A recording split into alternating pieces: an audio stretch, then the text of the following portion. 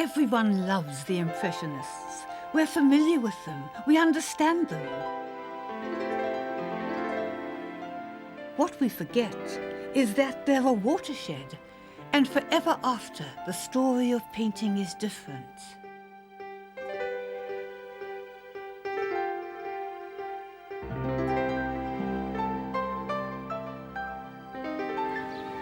When Impressionism began, it caused something of an art revolution in Paris. But unlike political uprisings, this revolution was started accidentally by a man who simply wanted to paint the world around him as he saw it. Edouard Manet was an elegant, upper-class gentleman. He didn't mean to cause offence, but his paintings had a raw power, which in an over-civilized age seemed shocking.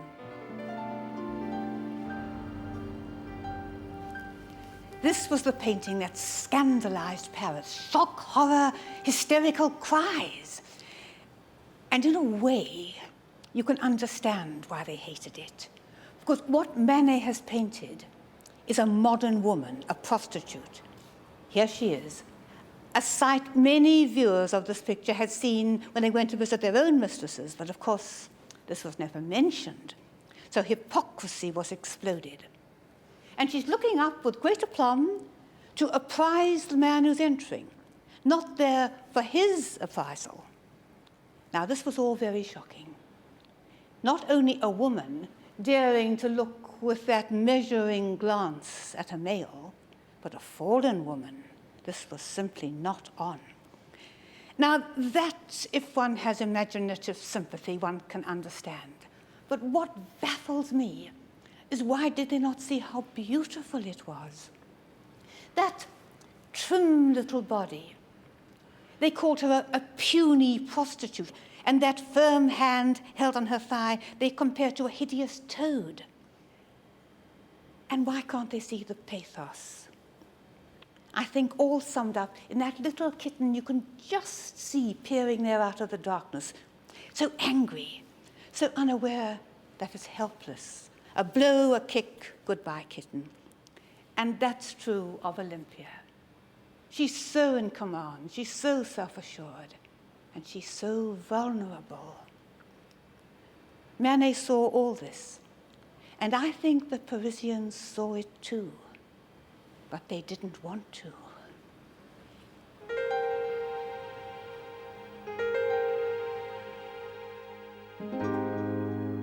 Manet became the center, however unwillingly, of a group of young artists who saw exactly what he was doing. They caught fire from him, and they'd become known as the Impressionists.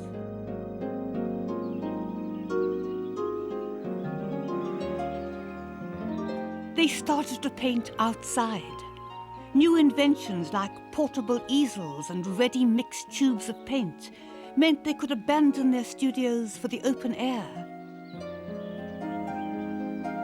They wanted to catch the single moment, a snapshot approach.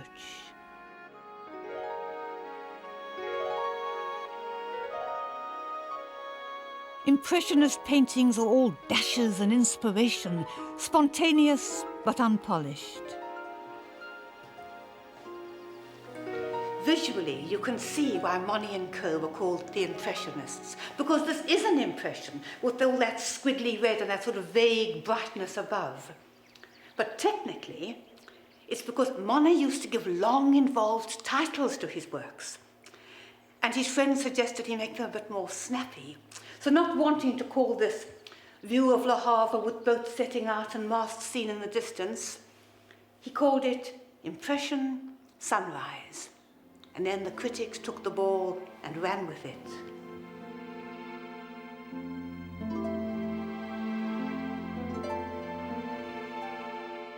But in the end, sheer quality triumphed, and the public began their long and lucrative love affair with the Impressionists. Claude Monet, the young revolutionary, became rich, famous and respectable. He bought a house at Giverny, near Paris, but in the country. Planning his garden became a passion almost equal to painting.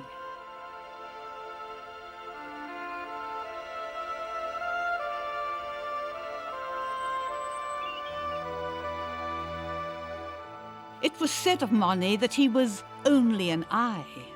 Ah, said Cézanne, but what an eye!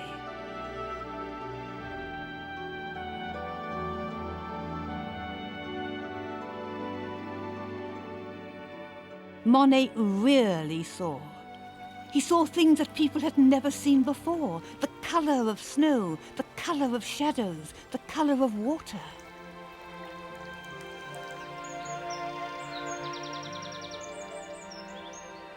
He was intent on capturing every flickering change of light, every fleeting moment. And this is never more exhilaratingly shown than in his last great series, The Water Lilies.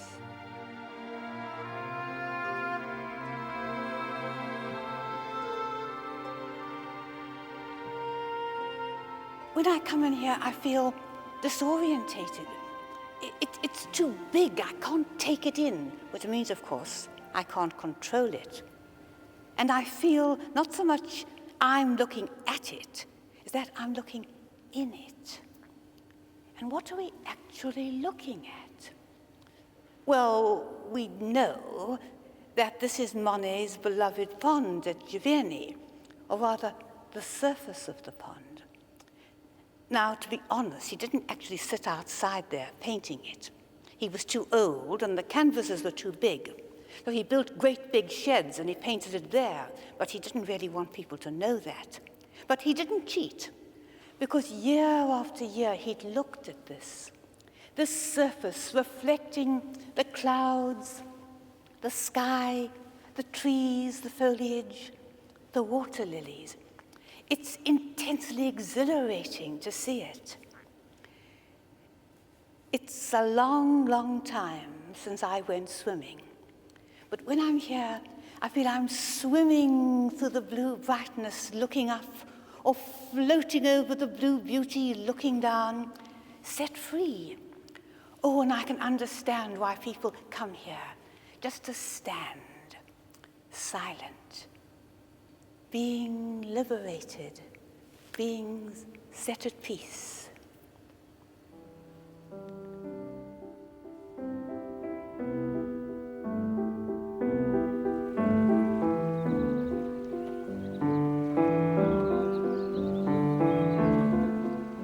The Impressionists created a dreamy world of sunlight and pleasure.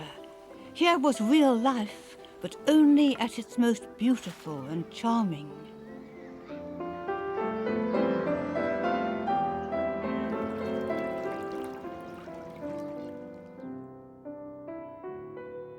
Why shouldn't art be light-hearted? I can imagine Renoir asking that question. He paints a world without sadness, where there's nothing dark or sinister.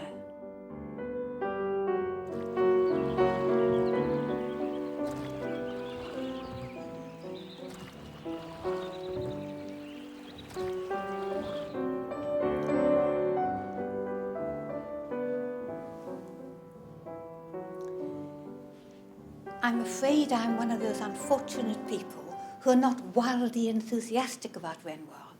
For me, personally, his colours are often too pretty and sweet. However, I defy anybody not to warm to the luncheon of the boating party. He's collected a group of friends. They've been on the river. They've had a wonderful lunch. Look at that enticing debris in the centre. And they're relaxing. It's a celebration of enjoyment.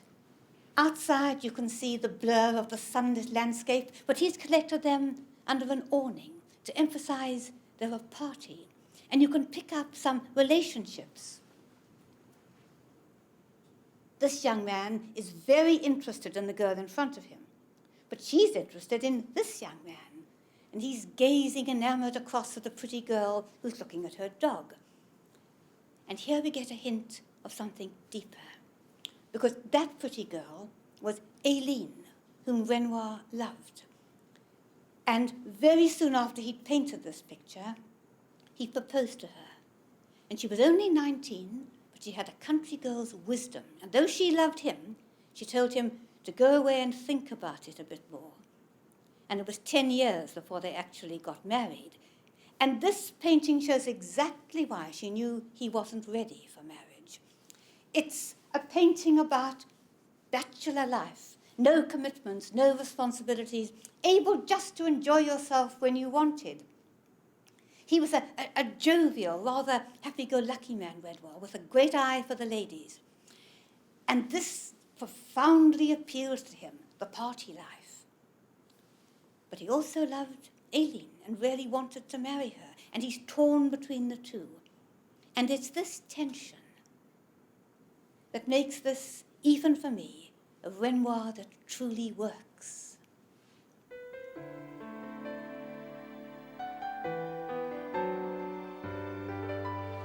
Impressionism wasn't just the world of men, and women weren't just there to be painted. Now, for the first time, women artists begin to make their mark. This is Berthe Morisot, one of the 3 upper-class daughters whose mother decided they should take painting lessons. And believe it or not, the youngest turned out to be one of the great painters of the 19th century. She didn't paint like a lady at all, but like a savage, like a prisoner in chains, they said.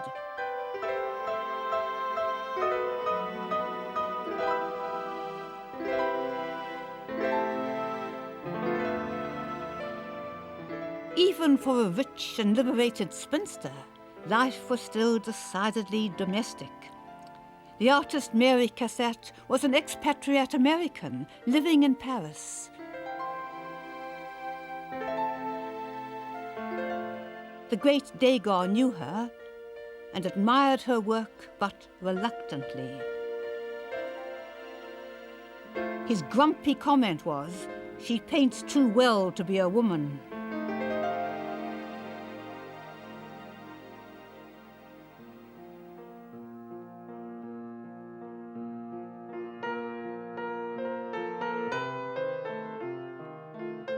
Gogh was deeply contemptuous of women, which is strange, seeing that he painted them obsessively all his life. And he's best known for his pictures of the ballet dancers at the Paris Opera. And wouldn't you think that it would be the stars that he'd be interested in? Not at all. It was the chorus. He wanted to see behind the scenes. He was one of life's voyeurs.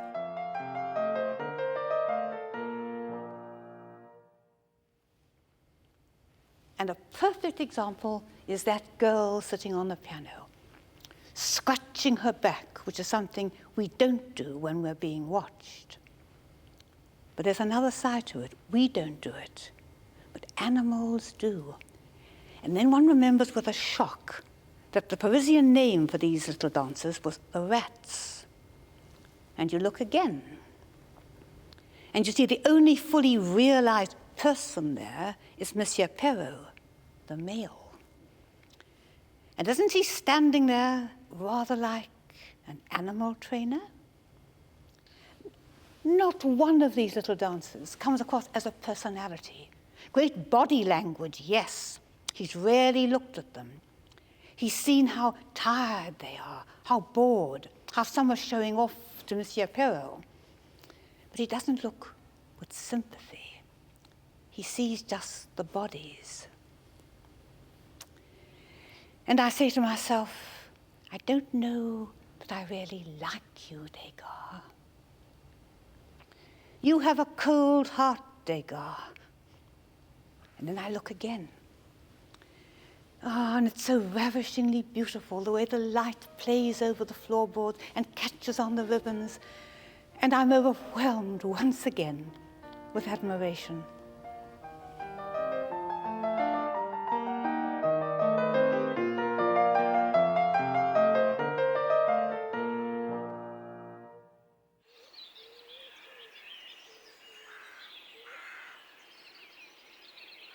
The Impressionists were a watershed.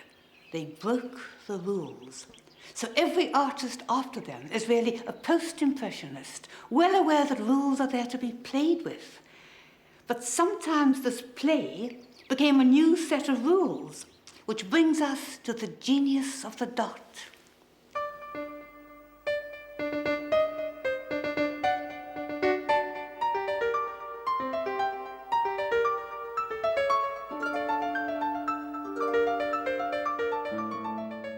Gogh invented a new technique of painting. He used tiny dots of colour, and if you want to be technical, it's called pointillism. With intense intellectual rigour and exactly placed points of colour, he freezes a summer afternoon by the river.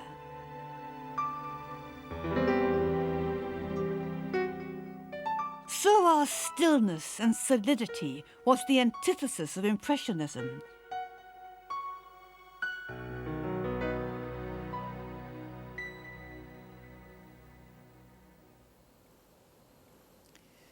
Seurat was really a one-off, because although quite a lot of artists took up his theory of the dot, he was the only one who produced great art from it.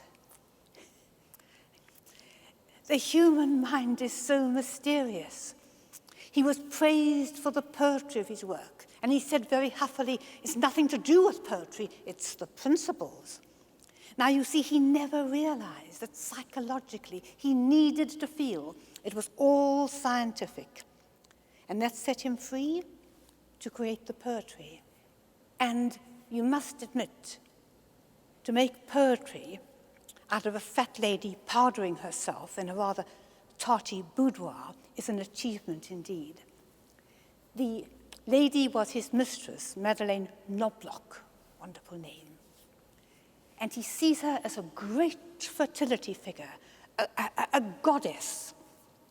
He's really looked at her because those absurd sort of breasts on the top of her hair are clearly the latest Parisian fashion, and he's seen where her sunburn stops at the neck, but for the rest, she's objectified. She's a great shape. And this was his only personal painting. He was a very secretive man. Most of his friends had no idea of Madeleine's existence, and nobody in the world knew she'd borne him a child just before this was painted. And you can't help, when you look at this, but feeling that he thought she was funny. He laughed at her, sublimely funny, a kind of goddess-like silliness. And it's a funny picture. It originally contained the nearest he ever got to a public declaration of love. Because in that rather incongruous shrine up there, where there are now flowers, he'd painted himself. And alas, he had second thoughts and painted it out again. It's not perhaps his greatest picture, but because of this tender giggle, it's the one that I love best.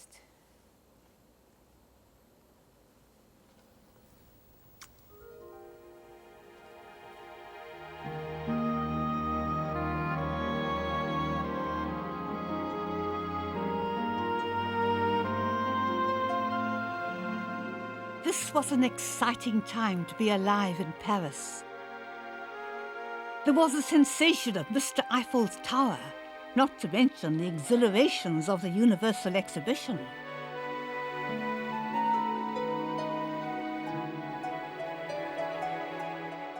One particular section, Art from the South Seas, entranced the young painter, Paul Gauguin. In the end, he was to abandon his wife and children and sail off to Tahiti in search of paradise. And it's the South Seas, Gogh, that captures our imagination.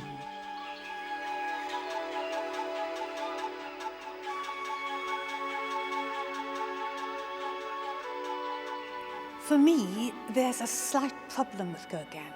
His life is so intertwined with his painting that I'm never quite sure whether I'm really seeing what's there or whether I'm reading in because I know the story. And it's such a wonderful story. A man who leaves everything to flee to the South Seas to paint. And of course, like all great escapes, it turned out to be very different from what he expected. Now, I think his art is based upon that conflict between the dream, the romantic, and the truth, the classical. And it's when he gets both together, those two sides of him, that he becomes a great painter, as I think he is here. It's called Nevermore, which of course is a very romantic title, and makes one think of Edgar Allan Poe, quoth the raven nevermore. And that is the raven, though I must say it looks to me like a sort of mutated puffin. But still, he's looking sinister enough and glowering in, and you don't even notice him at first, because you're completely taken up with this great image spread across the canvas so voluptuously. The golden green girl and all her innocence and beauty. And then you look again. The tension of the body. Look at the way those toes sort of tingle with her nervous anxiety, and her face with its suspicions and its fears. And you realize here is Gogh admitting that the dream girl, the golden woman, was a person for herself. So what does nevermore mean? Well, one biographical meaning might mean that he's never again going to put Pahura, who is the model, the teenager with whom he was living, through what he had put her. She just had their baby and it had died. And part of that grieving, suspicious look might be turned on her lover. And perhaps he's saying to himself, nevermore.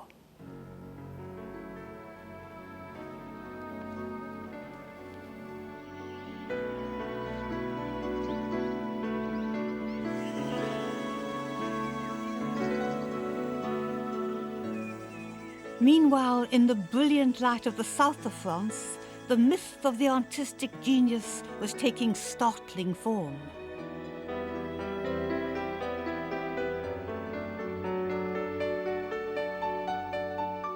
Who hasn't heard of Vincent van Gogh, that tormented Dutchman who cut off part of his ear, who struggled with insanity, and who went on painting with such heroism?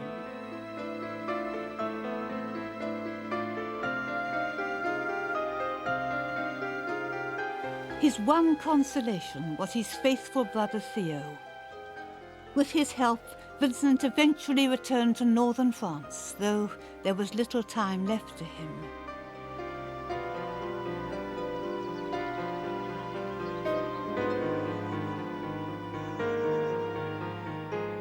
Whenever Van Gogh came to a new place, and Auvergne was the last new place in his life, he would paint it obsessively. Its streets, its gardens, its houses, but never, I think, with the great impact that this church at Auvergne has for us. Because you see, we think of Van Gogh as a painter, but actually he only painted for the last 10 or so years of his life. He was set upon becoming a minister of the church, and it just didn't work. He was too violent, he was too stubborn, he was too difficult. The church just wouldn't have him. And in the end, I think he turned to painting as another way of service. But he didn't forget. And here you see the church. against that dark, sinister blue sky with those ominous streaks in it, almost carved out with paint, squatting there like a monster with the great tower threatening us. And the interesting thing is that there's no door. There's no way into this church. Even the windows are opaque. Now you can say logically, all right, the door is on the other side, but this is what he paints. A church that you can't get into.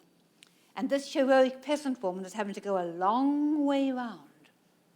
And you feel that it's only by the utmost exercise of his will that he's kept this great turbulent image of the church there. It could have exploded, but he's held it in place. And once he's done that, the painting disintegrates into a kind of lava flow of path and greenery with these wild, frenetic strokes. It overflows on us, swallowing us up. But the church stands just. And I think that's what makes us feel such love for Van Gogh. Even if we've got the good fortune to have relative mental stability, it's only relative. We could all fragment, as Van Gogh did, but he battled with it. He took his fears and his madness and his anguish, and out of it forced great art.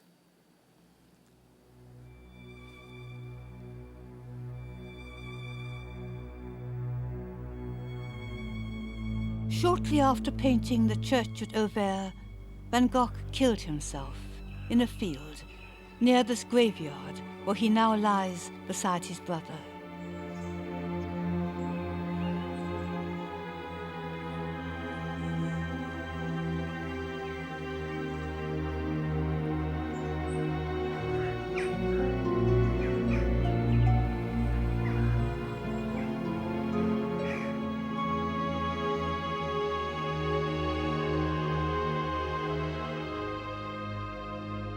Standing here, with no horizon and no sense of hope or future, one can understand why Van Gogh came here to kill himself. He had felt his life was such a failure as an artist, as a person, parasite upon his brother, and you only have to look round to feel the kind of claustrophobic smallness of his world, with his mental illness lowering above him. And even shooting himself was a failure. And in imagination, one can follow him, dragging himself, bleeding, back to his little room to die, with only his devoted Theo to comfort him in his poverty and his death. Nothing has brought the tragedy of Van Gogh's heroic and miserable life more home to me than the field.